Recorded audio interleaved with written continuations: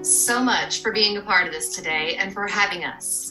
We're volunteers with the organization I Am ALS, and we're here today to tell you a little bit about the experiences that we've had as people impacted and living with ALS. We will have a presentation for you, and then we'll have some time to open it up to questions and answers and a nice discussion.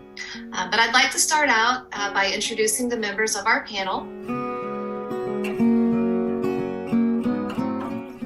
My name is Gwen Peterson. I was diagnosed at 32 years old. My name is Caroline Treadway. My sister Nell was 51 when she was diagnosed. I'm Tim Lowrey from Buffalo, New York.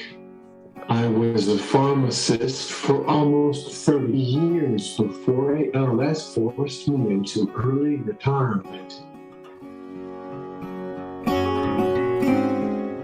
Amyotrophic lateral sclerosis. It's often referred to as Lou Gehrig's disease. It is a gradual deterioration and death of the motor neurons, which means your brain can't talk to the rest of your body.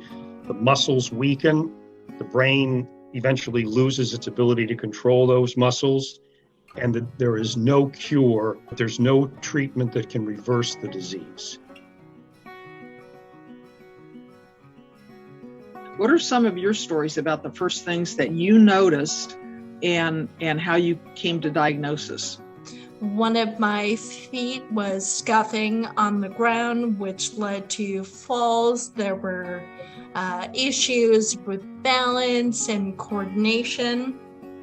He began falling while taking the dog for walks, cutting the grass, and his speech just continued to get worse. Ask us anything. There are no questions that are off limits. Don't be concerned about any question. People on these panels would rather have you understand than be holding a question and don't worry about it. No question is awkward. What are some of the frustrations that you ran into with communication with yourselves or your loved ones with ALS? I know my biggest frustration, doctors and nurses and technicians, they were constantly talking to me, and I had to tell them that she was perfectly capable of making her own medical decisions. It was just her speech was a little difficult to understand. Yes, we're not deaf. You don't have to yell at us. You don't have to come close to speak to us. Is there a rhyme or reason for the age that ALS is diagnosed?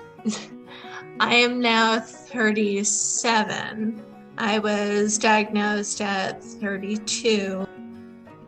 Okay, we have a question from Ashley. Is there specific ways to move these patients to cause the least amount of harm and to keep them as comfortable as possible